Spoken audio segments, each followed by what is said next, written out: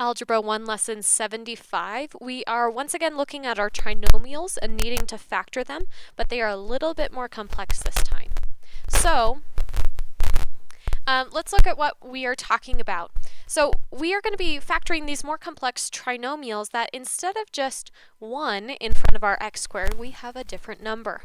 So they're still in the form of ax squared plus bx plus c, but our a is no longer just 1, which makes it a bit more difficult, but not by much. We just have a few more options to look at. And the first thing we want to do is we want to force our factoring to have a couple different things. Number one thing that we need to force is that we multiply to get 2x squared. So instead of just having an x and an x like we normally do to get x squared, we need to have the factors of 2. So in this case, 2 and 1. So we say, well, I need to start out my factoring with 2x times x. That will force us to have this 2x squared, which we need.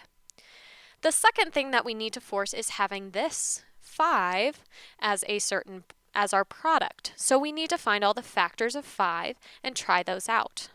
Now, as you can imagine, if there's two different things that we are forcing here, there's going to be more options than we had last time. We're still looking for a sum of 7, but we're going to have to try a couple different things. So for example, we could have the factors of 1 and 5, or we could try 5 and 1. Now, since everything is positive here, we know it's going to be a positive 1 to positive 5, or vice versa.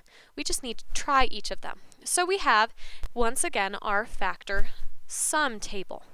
Now, if we're forcing us to get a 2x squared and forcing to get a 5, we really just need to find what is our linear term for each of these. So we say 2x plus 1, we'll try that, and x plus 5. And then we switch it to say 2x plus 5 and x plus 1.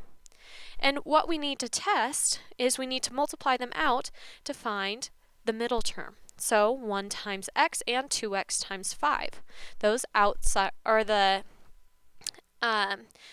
O and the I of FOIL, or are these rainbows and smiley faces, to get that middle term.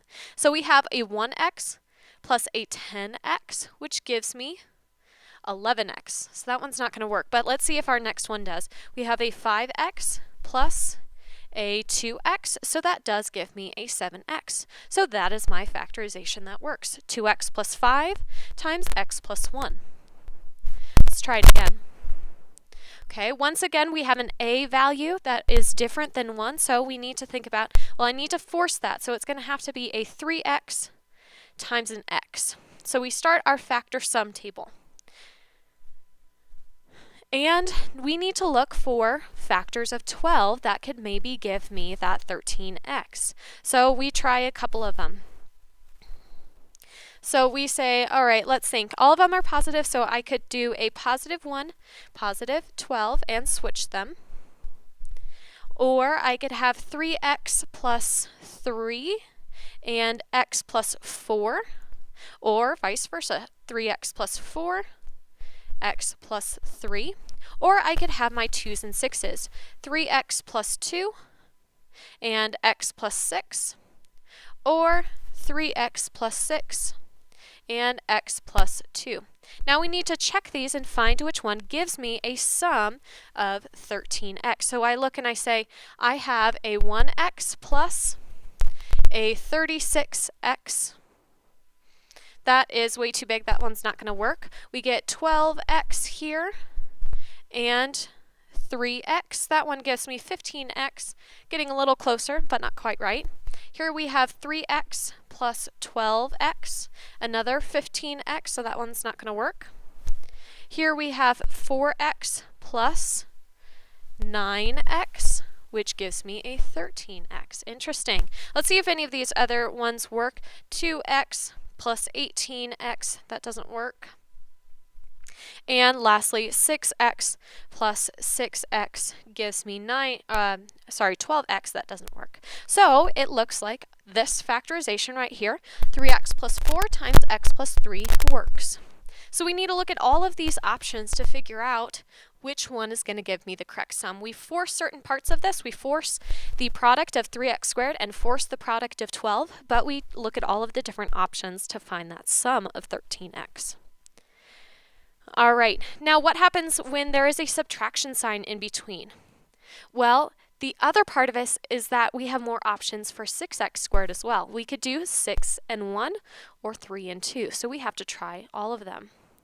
Okay, now having a plus sign on the end, meaning we could have a positive times positive or a negative times negative, but it's going to have to be a negative times negative because that's the only way we're going to get a negative sum here. So we have a bunch of factors to try.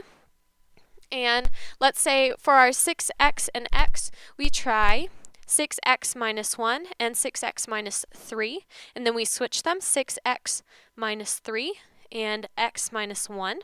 Well, in this case, we get negative 1 plus a negative 18. Okay, negative 1x and negative 18x, that's not going to work.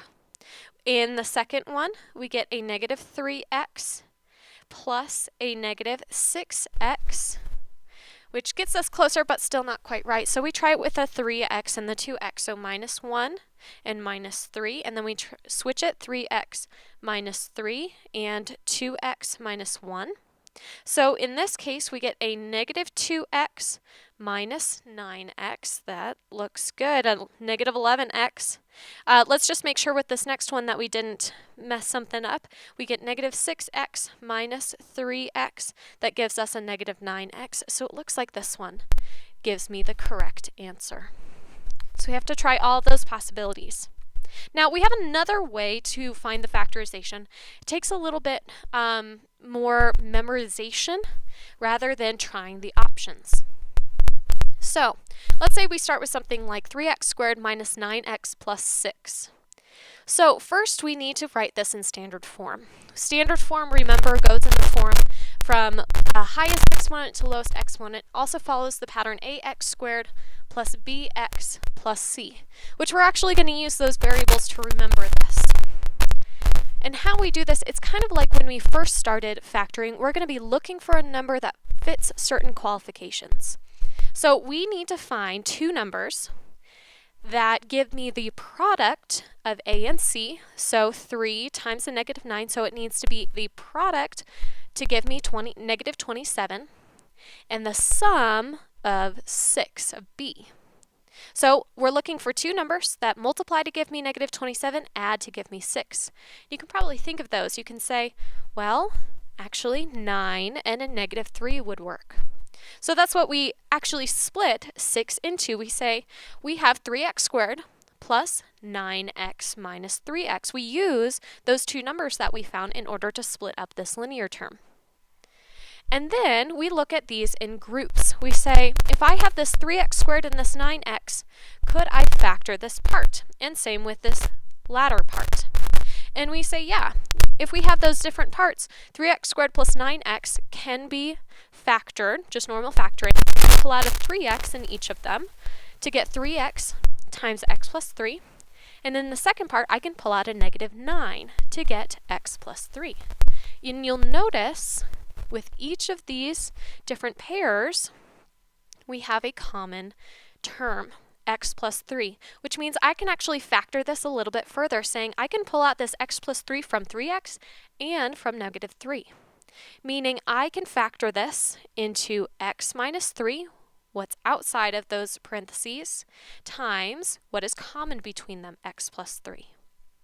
So let me show you again what this looks like.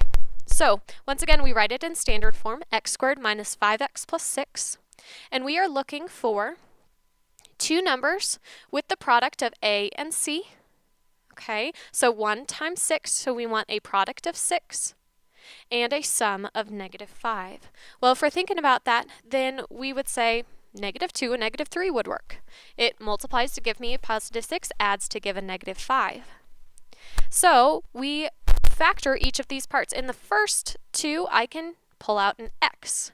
In the second, I can pull out a 3. So, or a negative 3 in this case. So we pull out an x and get an x minus 2. pull out a negative 3, and get an x minus 2, which means that x minus 2 is in common. I can factor that out so that I have x minus 3 times x minus 2. So this is another way to factor our different trinomials, whether they're complex or a little bit more simple like this one. So let's try it again. Let's try it on this one here. So we have 4x squared minus 23x plus 15. Now this one has a ton of different ways to try to factor it, because think about 4x squared can have 2x times 2x or 4x times x. So let's try with our second method to do this. We want the product of a and c, so 4 times 15. Product of 60, but adds to give me negative 23. So we want a product of 60, adds to give me negative 23. Well, in order to do this, we end up seeing, hold on, let me look at my notes really quick. So once again, we are going to split, just like we did here, we found two different numbers. Let's see, let me make sure that I did this correctly. You know what, I'm going to scrap this one actually and show you the regular method of going about this. That's actually what I prefer. Yes, we can do it with the other one, but to be honest, I don't like it as much. So let's look at our factor sum table here and the different options that we have. So let's start with our 4x's. So we could have 4x and x here. And now we need to be using subtraction signs because we get a positive product but a negative sum. So we could do 4x minus 1, 4x or an x minus 15, and switch them. 4x minus 15 and x minus 1. And we could also do 4x minus 3 and x minus 5, and switch them. 4x minus 5 and x minus 3. Now we could do all of those same factors with 2x and 2x. And we can try those in a second if none of these work. So once again, we're going to say negative 1x and a negative 60x. That's not going to work. We get a negative 5x and a negative 4x. So that gives me a negative 9x, getting closer but still not right. We tried again. We have a negative 3x and a negative 20x, which does give me a negative 23x. And lastly here, negative 5x and negative 12x doesn't get me what I need. So we actually see our factorization here. We have 4x minus 3 and x minus 5. All right, so that's another way to go about it. You could have, if we didn't start with the correct ones, make sure you go through all of them, make sure. And of course, if it doesn't work, we would call it prime. All right, now I'm going to show you a bunch of other ones that you can practice. Especially look for if you can factor something out first, meaning is there something in common between all three terms? In this one, we would say no. 4, 4, and negative 3 don't have anything in common. But 6, 8, and negative 8, I could actually factor out a 2, make things a little bit simpler, less options to try. All right, a couple more questions for you to try on your own and figure out the factorization. And now I do want to show you these ones. And really, we're going about it just the same way, except there's an extra y in there when we force my 5y squared. So in this case, we have my factor sum table, and we start out saying I need 2x times x. And then we say if I need a positive 5, well, that means in a negative sum, I'm going to have a minus. And then I try and say I need a 5y here times a y. Or maybe 2x minus y and x minus 5y. Let's try each of these. And we end up seeing that we get a negative 5xy minus a 2xy. That's not going to work. But maybe this one, minus xy, and then minus 10xy does give me my negative 11xy. So just force those products and you'll be just fine. Well, I hope this is helpful for your homework and for studying.